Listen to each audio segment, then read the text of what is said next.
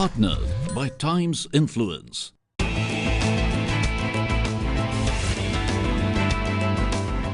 There can be no digital revolution without security. Till recently, security meant two guards standing in front of an office. But these days, security need to be people proficient in high technology.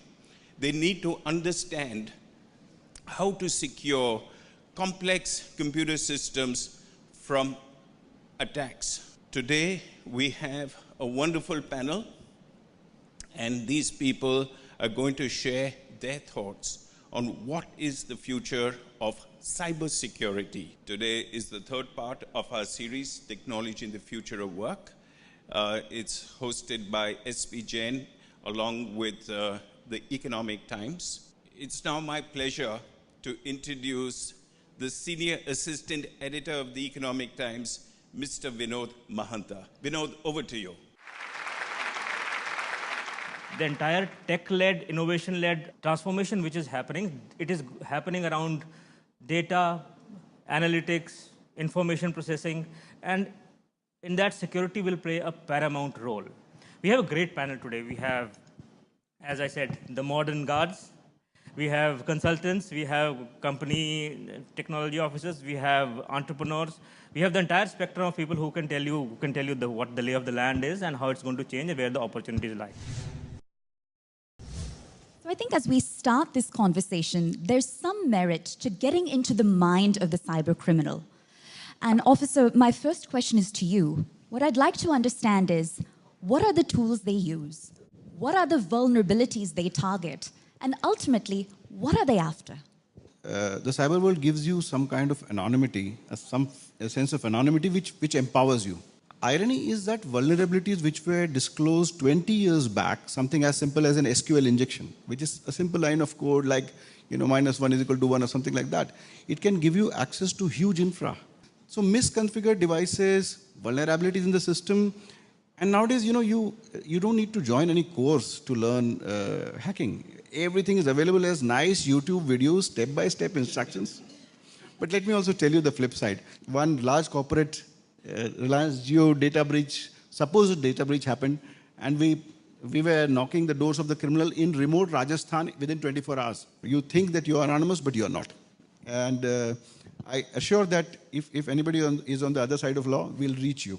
Well, students, by nature of where they are in life, the perception is that they're shielded from cybercrime. They're shielded from its consequences. So how in an academic setting can threat intelligence be taught? You have to keep on learning, whether you are at a novice stage or even at a senior management stage. Unless you keep on updating yourself, you'll not be able to face the real world on a real-time basis. So the way that we handle this problem is that we do not give specific solutions, but then the principle behind the threat or the principle behind the attack is what we are trying to counter. What we seem to be hearing is that while the volume of cyber attacks has grown, so has their sophistication. Just because the times have changed and there is no violence or there is no obvious violence, that doesn't mean that we can just impose some regulations and expect that they will follow. So from that point, real understanding of the system,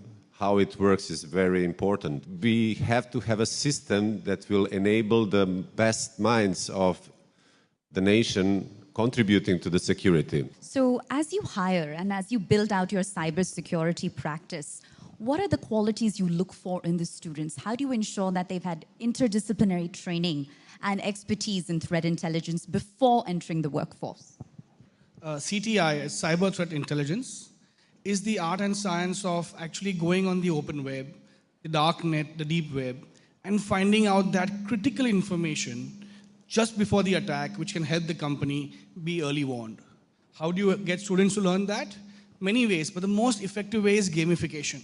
Okay, make them enter into CTFs, capture the flag contests, or Hall of Fames, where in a gamified way, you let students find out that missing link or an important information, an IP address, which could be attacked, or a customer username, credentials, or the diagram of networks, or anything which is critical to the company, and help students discover that in a maze. And the people who are interviewing, they need to be knowledgeable to ask the right questions. And another thing which I think a lot of us tend to not realize is that there is an awareness which needs to be there across the organization. Cybersecurity is not an IT issue.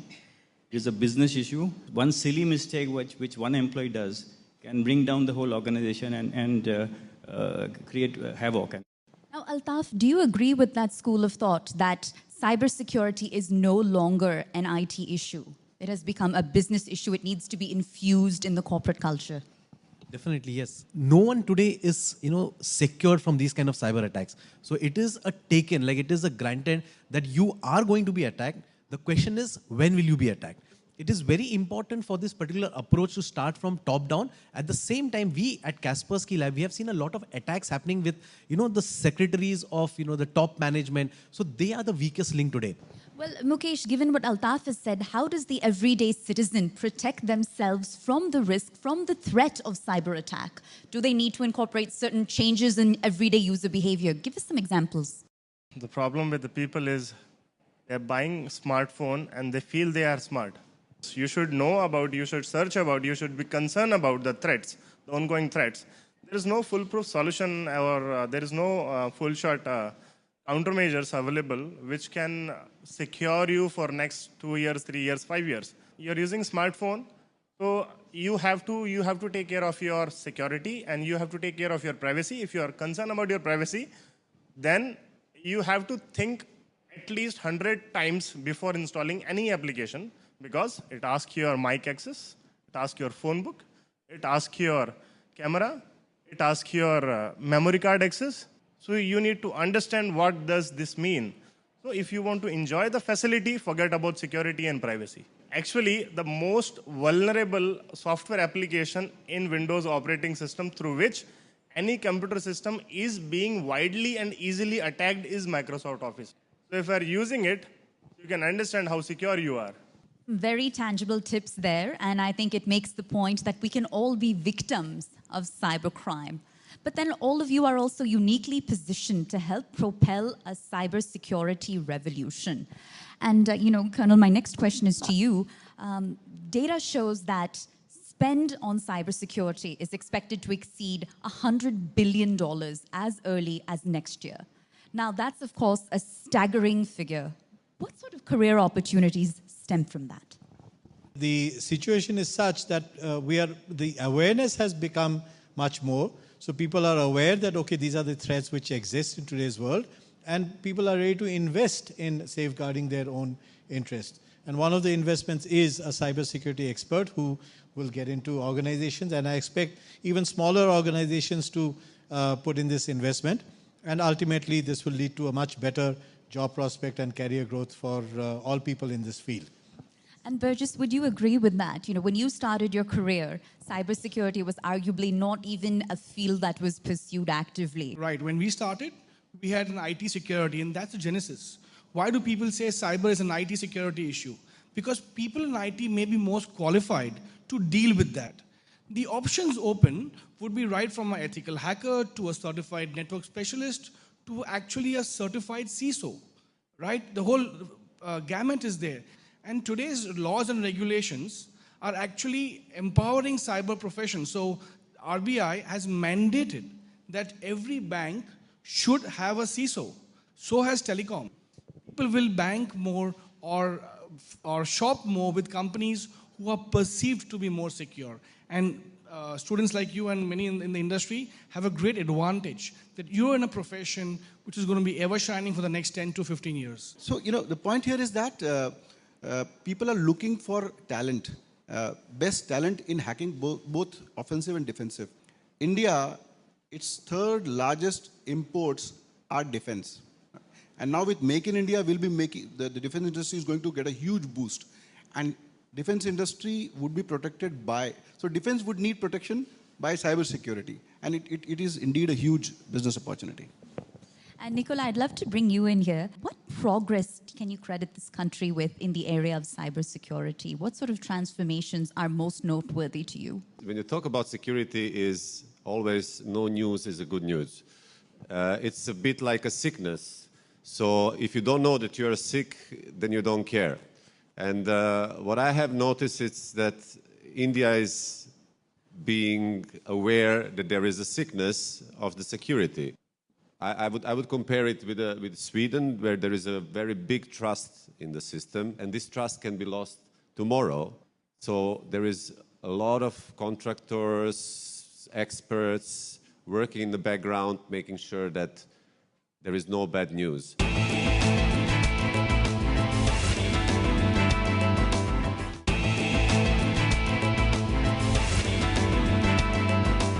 One of the most problematic aspects of cybersecurity has been described as the constantly evolving nature of the risk. The risk is reinventing itself quicker than we can keep pace with. And Altaf, I'd like to bring you in here. Do you consider that to be true? And if so, how do you tackle that in your day-to-day role? Risks are actually evolving. Earlier, the bad guys would probably, just infect your machine with a message saying that, okay, you have today, you missed my birthday, so happy birthday, Joshi. There was a virus called Happy Birthday, Joshi, which had come up. So it was an announcement. Today, the bad guys, they lie in your computer without making any noise, and they are just trying to collect your data. So the risks are ever evolving, and it's going to change day in and day out. Today's malware, as you mentioned, sophisticated APTs, okay, are attacking not just banks, but telcos, and more important, manufacturing companies. So what would be just a financial effect can result in a major impact, health and safety impact for a company, for a country, for a city. Cybersecurity can be described in so many subcategories. And Officer, I'd like your take here. Everything from mobile security, application security, data security, network security, cloud security. So how does the student on the opposite side of this room determine where their specialty lies, where to take their talent, and how to build a career from it? See, if you look at the nations which are doing very well in cybersecurity, all of the knowledge is coming from the academia. If you look at Tel Aviv University, I think most of the patents in cybersecurity come from there. So we need to see what is happening in the world, and our curriculum should be very agile to pick up what is immediately essential and also have a future outlook. Probably a lot of employment would be created in analytics. Analytics does not necessarily require mathematical or statistical skills. You may be a psychologist, right? So you may be helping with understanding behavioral analysis. So whatever your skill set is, it can be utilized in cybersecurity. There is enough room for everybody, and there is absolute lack of talent. Well, building on what Officer has said, Colonel, my next question is to you. How can we emulate best practices from global counterparts abroad and implement them in our own cybersecurity practices at the curriculum level and beyond? We are already building it into the curriculum to make sure that at least we impart that education. But then more important than just knowing about it is to implement it on the ground, that it has to be something which is driven top down. And that is, I think, the key message that we need to send across, whether it is through educational institutes, otherwise also, that unless there is a top-down approach, any kind of security system cannot be well established. With respect to designing effective cybersecurity, how is it done at a hardware level? How is it done at a software level? And how is it done at the human-computer interface level that lies somewhere in between? If you think of cybersecurity, majorly it depends on the configuration. Say, example, you are developing some software application. There's a team who is developing it, and simultaneously there should be a team who is testing it regularly. There should be regular attacks on the same, and the developer team, they should have a challenge that they have to patch all the threads. Then the attacker team should have a challenge that they have to anyhow breach into that particular software application. Now, integration of the same would bring up some better software application. Say you have a software application which contains a username and a password. And always you are concerned about my username and password should not be breached. So better to configure it with the hardware. There should be a hardware dependency. Security should be configured very well. That is important. To add to what he mentioned, and we take this concept from the military, we actually encourage something called red team and blue team games, where the blue team keeps on doing its best to defend, and the red team does its best to attack. And sometimes the red team wins, sometimes the blue team wins, but overall the company wins. Joydeep, could you have imagined these sort of corporate environments in which teams are pitted against each other to reach the common goal of improved cybersecurity? We keep talking about digital first. I strongly believe that we should talk about security first in these days and times. And with the plethora of digital technologies we are coming in, everything being connected, the security landscape is becoming more and more complicated. At the personal front, you can do at least one thing today. Promise that you'll do it. Enable two-factor authentication on your mail. It's very easy to do, it's free. It will make it immensely difficult for the hacker to get into your system. And we had tried to put in a slightly simple, let's say, safeguards, like you have to change your password every 30 days. We found that people have been using the same password like welcome123 for I don't know how many years. The second point which we also found was that the most vocal objections to any kind of security, let's say, new kind of infrastructure, new kind of systems coming in, were the senior people. And so that's why I'm saying it is the culture which needs to be changed in conjunction with any kind of software, hardware changes that you might be implementing. So it seems like cybersecurity is rapidly infiltrating not just our professional lives, but our personal lives. And this question to the entire panel is, as you look to the future of cybersecurity, what is fueling your fears and where do you derive comfort? If you look in the future, you basically don't know what is going to happen with the industry. It's oscillating from the mainframes and IBM to personal computers, and then nobody wants to do the business with the personal computers anymore because everybody's stealing data from each other. So then they come out now with the clouds, but now clouds are problematic because we are storing all our data in some servers that we don't know. Problem of privacy will stay. The problem of data theft and getting the data out of the systems will stay. We will have to live with leaked data because leaking data actually initiates this pulsation in the industry. And the cost of securing the enterprise is disproportionately higher than cost of attacking. Attacker with very little resources can attack, and the enterprise with a lot of spending can get attacked. So we need to be cognizant of that. Cyber is already the fifth domain. So after land, air, water, space, the fifth frontier will be cyber. And most wars probably will happen out there on the IoT space, on the operational technologies, the big power plants, the waste treatment plants, the electricity grids. So that is a big risk out there. And what are the technologies which will be like blockchain, which will be there in place to help us mitigate and prevent these? And that's why students who are in this career have a very bright future. You'll be surprised to know that Maharashtra is the only state where under the leadership of our Chief Minister, we have set up a 1,000 crore cybersecurity project. And there are 4 verticals to it: forensics and investigation, there is big data analytics, there is cyber threat intelligence, and there is awareness and training. And there was earlier a reluctance from the corporates. They never used to approach us. But now I see almost 4 major breaches being reported to us every week, and they are really major. The main concern which corporates have is about confidentiality because in police, whenever you register an FIR, it becomes a public document. But Maharashtra Cyber, my organization, is out of the purview of RTI. So corporates can be assured about the confidentiality of the investigations. We will be, in the next 2 to 3 years, making a robust cybersecurity framework for the state. At the center also, a lot of steps are being taken. There is a National Critical Infrastructure Protection Agency, as well as CERT is upgrading itself. We are much more open to collaboration with industry and with researchers. Researchers are what people call hackers. We call them researchers. Okay, so I think it is a given that there will be cyber theft, there will be crimes which will continue. The only thing that we need to do is maybe develop a better kind of artificial intelligence systems. Even if you can't predict, at least we should have some kind of capability at a national level to detect that where crimes have taken place. And if you see on the dark net, there are a lot of sales which happen of data and other things. I'm sure that is something that we can monitor and at least track as to where thefts have happened.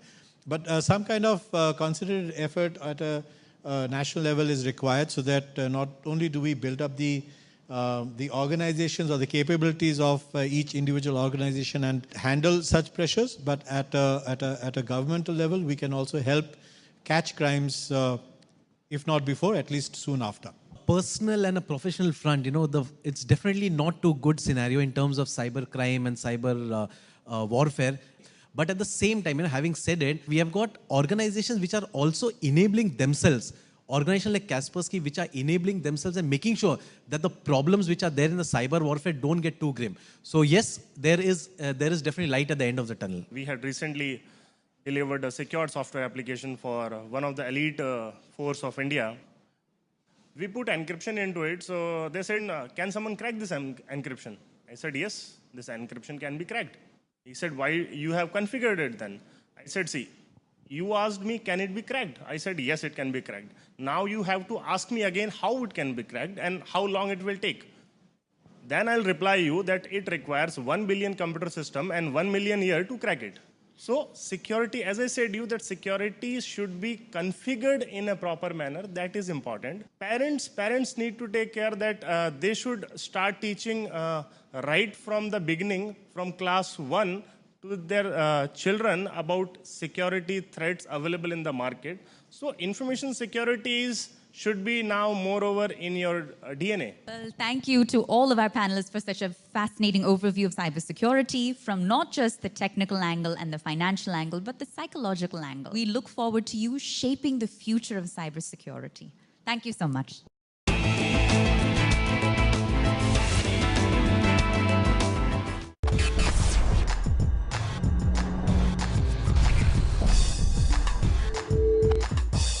Partnered by Times Influence.